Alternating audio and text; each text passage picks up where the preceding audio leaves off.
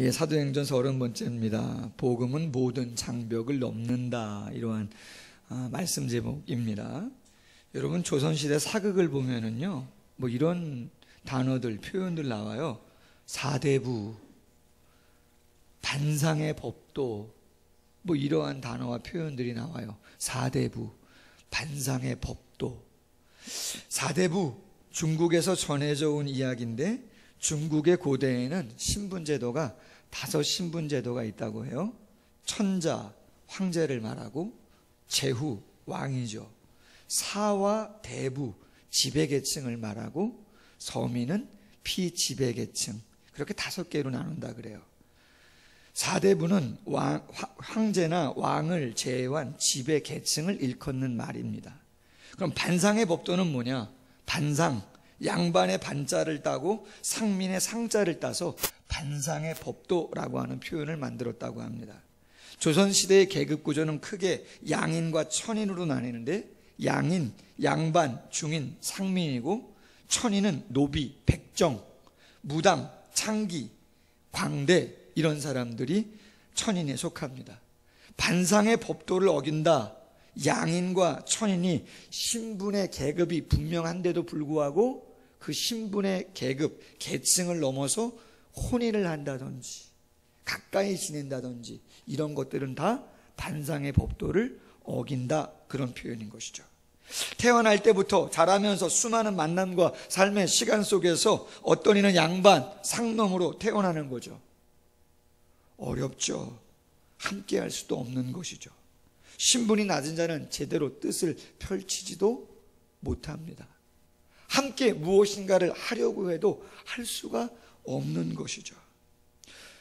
힘을 합쳐서 좋아하는 사람끼리 뭔가 하면 훨씬 더 시너지 효과가 나서 귀한 일들을 할 수 있음에도 불구하고 신분, 계급에 얽매여서 전통과 간습, 고정관념, 선입견에 딱 목매어 가지고 아무것도 하지 못하는 모습들을 보게 되어집니다. 격언 중에 돈을 귀히 여기는 자는 재물을 가지나 사람을 귀히 여기는 자는 천하를 다스린다, 그런 말이 있어요. 사람이 중요하다는 거죠.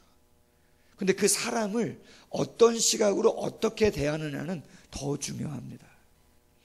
미국 오하이오주에 거대한 농장을 소유한 부자가 살고 있었습니다. 실화입니다. 시작과 끝이 보이지 않은 광야란 대지인 것이죠. 혼자 할 수 없죠. 그래서 농부들을 모집합니다. 삭스를 주는 거죠. 그런데 어느 날 멀쑥하게 잘생긴 청년이 찾아와서 먹여주고 재워주기만 한다면 삭스는 요구하지도 않고 열심히 일을 하겠다고 그렇게 말을 합니다. 짐이라고 하는 청년인데, 그래? 그러면 내가 허름한 창고 한쪽 방 귀퉁이를 방으로 줄 거니까 거기서 한번 기거하면서 농사일을 도와라, 이야기한 것이죠. 이 짐이라고 하는 청년은 상당히 성실합니다. 키도 큽니다. 인정을 받습니다. 그런데 그 주인의 외동딸이 그 짐이라고 하는 청년을 마음에 두는 것이죠. 시간이 가면서 가까워지고 교제를 하게 됩니다. 그 사실을 누가 알게 됩니까? 그렇죠. 외동딸의 아버지, 농장의 주인이 아는 거죠. 여러분 같으면 어떻게 하시겠어요? 잘했다. 쉽지 않죠. 네 집 자식인지도 모르고 가진 것도 아무것도 없고 지금 우리 창고 구석에서 그냥 먹고 재워주는 거로 만족하고 있는 그 청년인데 뭘 보고 외동딸을 시집 보내겠어요. 하루는 날 잡아서 다른 하인들을 시켜가지고 몽둥이로 매질을 하죠. 시커 얻어맞죠. 어쩔 수 없죠.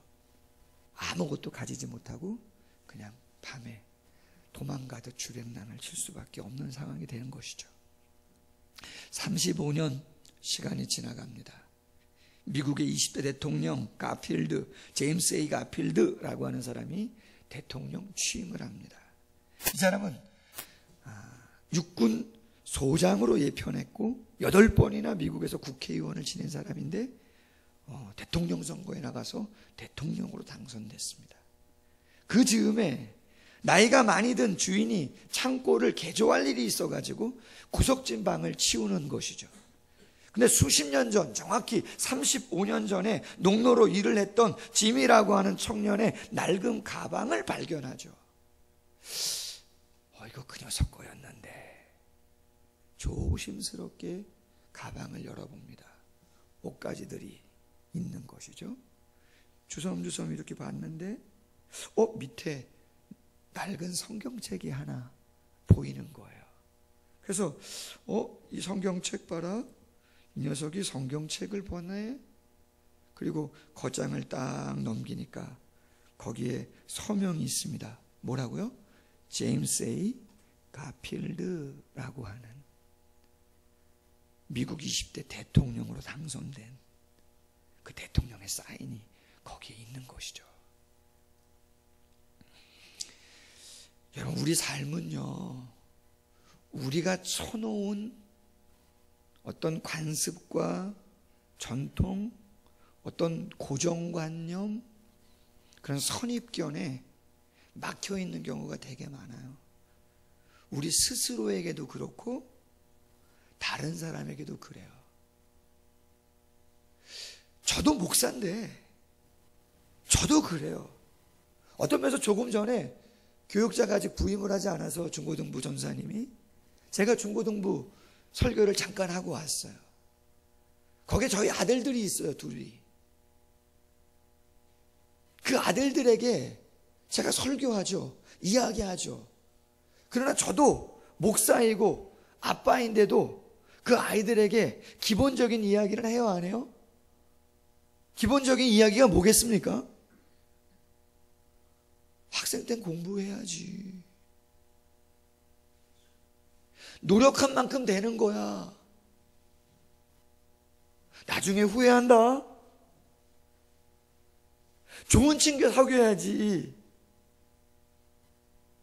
좋은 친구 사귀어야지. 당연하죠. 근데 여러분, 그런 얘기는 당연한 거지만 거기서만 멈춰 있으면 안 됩니다. 아멘? 복음을 아는 자, 예수를 아는 자, 우리 자신이 죄인이었던 걸 고백하는 자, 하나님의 은혜와 사랑을 아는 자, 긍휼과 용서와 희생과 섬김을 아는 자는 거기서만 머무르면 아니 되는 것이고, 그럼에도 불구하고 내 아들이 조금 부족한 애를 만나고 장애인을 만나고 공부를 못하는 애를 만나고 부부싸움하는 부모님의 자녀를 만나고 한다 할지라도 만나줘라. 따뜻하게 대해줘라. 네가 조금 손해보고 불편하고 아쉬워도 선입견 갖고 보지 말고 네 장벽 안에 갇혀서 그렇게만 살아가지 말고 복음을 아는 사람이라면 네가 조금 더 다가가서 애써라. 아멘? 제 자신에게, 우리 자녀와 모두에게 그렇게 이야기해 줄 수 있어야 되는 거죠. 지난주, 지지난주 말씀이 이어지는 겁니다. 예루살렘에 핍박이 왔습니다. 스데반이 죽었습니다. 모든 그리스도인들이 흩어졌어요. 사도들만 예루살렘에 있고, 빌립 같은 사람은 사마리아에 가서 더 멀리 가서 복음을 힘있게 전합니다. 그 내용이 8장에, 그리고 사울이라는 사람이 다메섹에서 예수님을 만나는 기사가 9장에 기록되어 있습니다. 그럼 7장에서 많은 사람들이 다 흩어졌는데 8장 9장에 갈 때까지 예루살렘에 남아있던 베드로와 다른 사도들은 뭐 했는가? 말씀 나눴습니다. 가만히 있는 게 아니고 흩어져 있던 많은 사람들을 어떻게 했다고요? 신방하러 다녔다고 그랬어요. 신방하러 다녔다. 루따로도 가고 요빠도 가고, 특별히 9장 43절 제일 마지막 절에 베드로가 그 지중해 연안 해안가에 있는 요빠라고 하는 해안 도시인데 거기에서 오랫동안 머물렀는데 누구네 집에 있었냐면 무두장이 시몬이라는 사람의 집에 오랫동안 머물렀다는 거예요. 그럼 무두장이 시몬이라는 사람의 집에 오랫동안 머무는 게 뭐 이렇게 중요해서 성경에 그걸 다 썼냐? 중요합니다. 무두장이 짐승의 가죽을 가지고 천막을 만드는 사람. 당시에는 그러한 직업을 가진 사람은 어떤 신분, 어떤 대우를 받았는가? 천한 대우를 받았습니다. 무시당했습니다. 경멸의 대상이기도 했습니다. 왜요? 구약 율법에 죽음, 시체는 부정한 것이기 때문에 짐승이 됐든 사람이 됐든 부정한 그 시체를 가까이 하는 그러한 사람은 다 부정한 것이에요. 근데 생업 자체가 그러한 가죽을 만진다? 비린내 나는 어떠한 그러한 직업을 갖고 있다? 그 사회 속에서는 낮은 신분, 꺼려지는 신분, 심지어는 경멸의 대상이기도 하죠. 그럼 베드로가 왜 무두장이 시몬의 집에 가서 하루도 아니고 오랫동안 머무는 겁니까? 베드로는 느낀 것이죠. 알고 있어요. 뭘요? 복음이 무엇인지를. 아멘? 본인도 어부였거든요. 비린내 나는 그 고기를 평생 동안 잡으면서 살아가는 아주 낮은 신분의 사람이었거든요. 그런데 예수님께서 자신을 찾아오셔서 제자를 삼으시더니 누군지도 모르고 오해하고 나중엔 배반까지 하고 그냥 고기나 잡으러 가겠다고 했던 자신을 다시 찾아와가지고 당신을 품어주시고 오순절날 성령을 통해서 능력을 얻게 하고 십자가와 부활의 의미를, 복음을 깨닫게 한 것이죠. 할렐루야. 상처받는 시몬이라는 사람, 그 집에 머무는 것이죠. 위로해 주기 위해서, 사랑해 주기 위해서, 복음이 뭔지를 알려주기 위해서. 근데 여러분, 오늘 본문은 더 놀라운 일이에요. 오늘 본문은 왜 더 놀랍냐? 그 무두장의 시몬이라는 사람은 그래도 유대인이잖아요. 이스라엘 사람이잖아요. 근데 오늘 본문의 주인공인 로마의 백부장 고넬료라는 사람은 이방인이에요. 그럼 유대 사회에도 계급이 있고 신분이 있는데 이방인은 어떻게 취급을 했는가? 어떻게 보면 세리라든가 아니면 문둥병자라 가난한 자보다도 훨씬 더 천하게 여긴 거죠. 왜? 이스라엘 백성이 아니기 때문에. 그들은 외인이에요. 저주받은 사람들이에요. 하나님이 버린 사람들인 거죠. 태어날 때부터. 근데 하나님께서 요바의 시몬의 집에서 묵고 있는 베드로가 기도 시간이 돼서 지붕에 올라가서 기도를 하는데 환상을 보여줘요.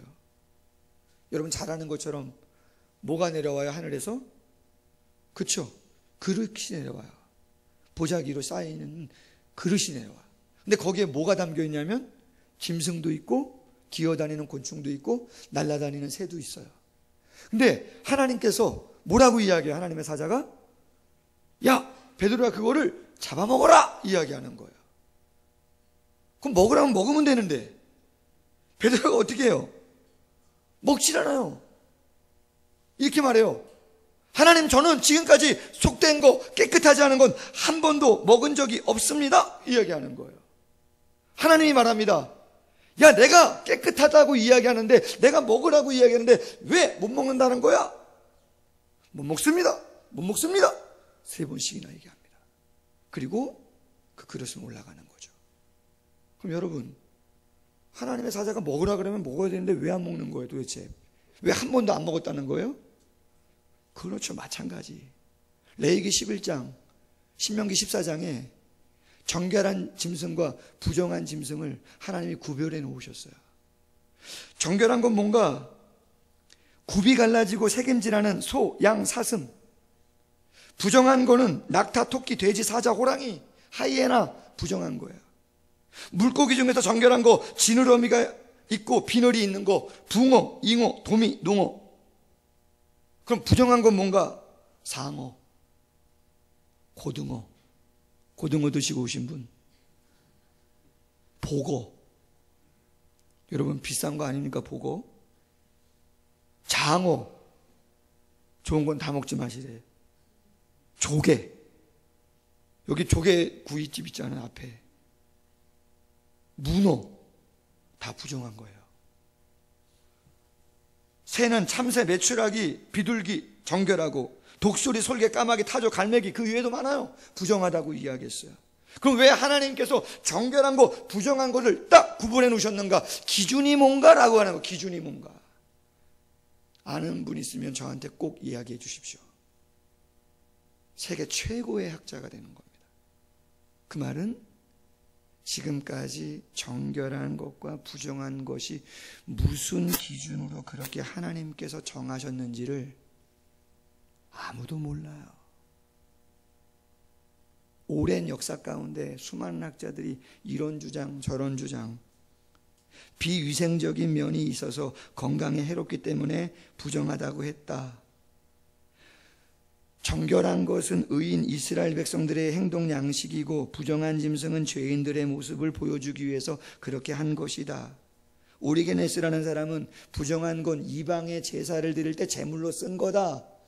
근데 안타깝게도 그 설을 뒷받침할 근거가 그렇게 많지도 않아요. 어떤 사람은 독성이 있는 것과 해로운 것, 무해한 것을 구별한 거다. 마지막 학자 중에 어떤 학자는 이런 학자도 있어요. 그냥 하나님께서 일관된 배경이나 원칙을 가지고 정한 게 아니고 그냥 하나님이 임의로 그냥 정해놓은 거야. 그거 뭐 깊이 생각하려고 그러지 마. 할렐루야. 전 마지막도 괜찮아요. 마지막도 괜찮아. 그런 학자도 있다는 얘기예요.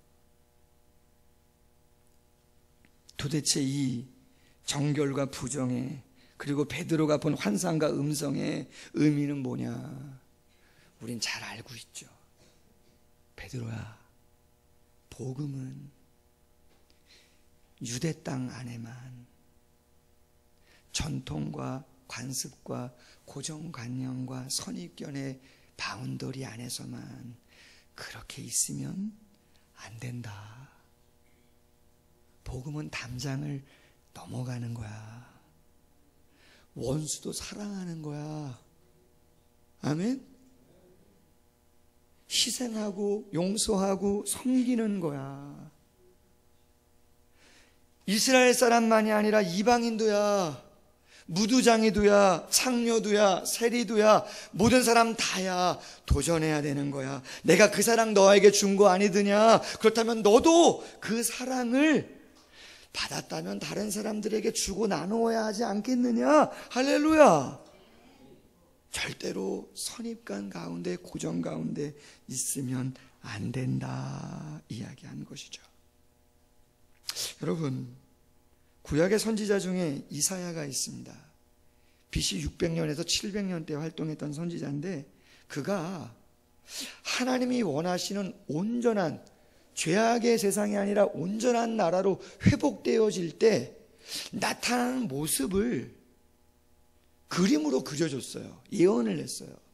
근데 뭐라고 예언했냐면 이렇게 예언합니다.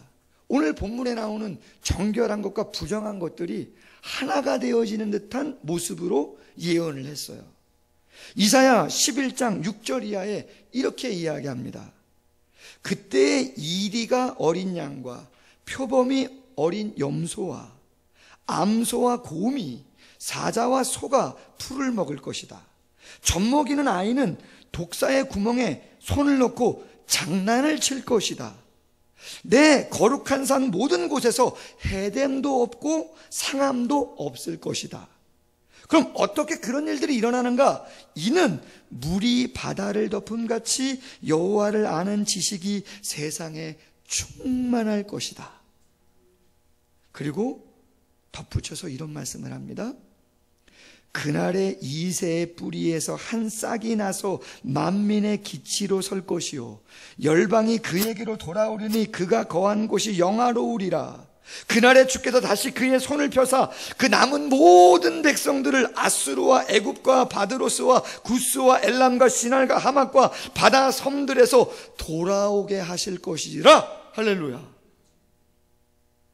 이스라엘 백성만이 아니고 이새의 뿌리 누구겠어요? 예수 그리스도죠. 예수 그리스도가 이 세상의 모든 죄를 지고 이 땅에 오셔서 십자가에 죽으시고 부활하셔서 복음을 통해서 이스라엘 사람만이 아니라 저를 포함한 우리 모두를 하나님이 새롭게 부르셔서 교만을 가지고 이기심을 가지고 판단하고 정죄하고 세상의 관습과 전통 속에서 저 사람은 되고 이 사람은 안 되고 나는 이 정도 레벨이니까 나는 괜찮고 저 사람은 안 되고 이 사람은 사귈 수 있고 저 사람은 못 사귀고 이런 게 아니고 여러분 솔직히 세상이 우리나라가 GDP인가요? 뭐 3만 불인가요 지금? 맞습니까? 뭐 4만 불을 바라보려고 뭐 그런 기사를 제가 얼마 전에 본 것 같은데 돈을 못 벌어서 사람들의 마음이 그렇게 좀 힘든 겁니까? 교통이 불편해서 힘든 겁니까 요새? 42번 외곽도로 역북에서 타서 신갈 가는데 80km로 가도요 10분 안에 갑니다. 할렐루야. 타보셨어요? 저는 일부러 몇 번 타봤어요. 우리 교회 보이나 안 보이나 보려고. 왔다 갔다 왔다 갔다. 낮에도 왔다 갔다 밤에도 왔다 갔다. 할렐루야. 잘 보여요. 성도님은 한번 지나가다 또 사진을 찍어서 보내시고. 할렐루야. 교통이 불편하거나 집이 예전보다 못하거나 차가 부족해서 그렇지 않죠. 발전은 하는데 자기의 고정관념과 선입견과 판단과 정죄에 마음도 함께 가다 보니까 그냥 갇혀 있는 거죠. 여러분 페르시아에 한 왕이 4명의 아들을 뒀는데 어느 날 그 아들들을 다 불러가지고 하나 이야기를 해요. 명령을 내려요. 무슨 명령을 내리냐면 이런 명령을 내려요. 야, 우리 왕궁 뒤편에 망고나무가 하나 큰 게 있는데 니네들 내가 얘기하는데 잘 들어라. 첫째 너는 겨울에 가서 그 망고나무를 봐라. 둘째 너는 봄에 가라. 셋째는 여름에 가라. 넷째는 가을에 가라. 절대 다른 계절에는 가서 보면 안 되고 내가 이야기했던 겨울, 봄, 여름, 가을 그렇게 순서대로 가서 그거를 보고 와라 이야기해요. 1년이 지납니다. 그리고 자녀들을 부르죠. 야, 너희들이 본 망고나무 잘 설명해라. 그랬더니 첫째가 말합니다.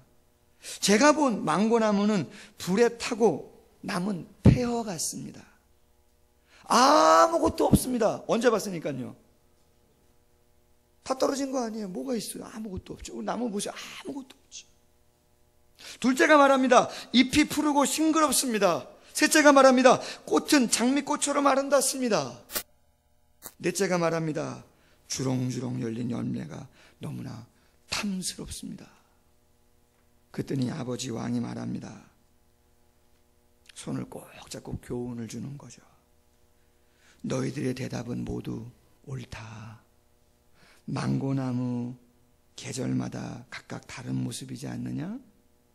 앞으로 너희가 왕이 되고 지도자가 될 건데 어떤 사람의 한 가지 모습만 보고 그것이 전부인 것처럼 절대로 생각하면 안 된다. 큰 일이든 작은 일이든 그 한 가지 일 하나 보고 모든 걸 다 평가하면 안 된다. 여러분, 격언 중에 한 가지 보면 10가지 안다 그러죠? 성경적인 마인드, 성경적인 세계관하고는요 조금 다른 거예요.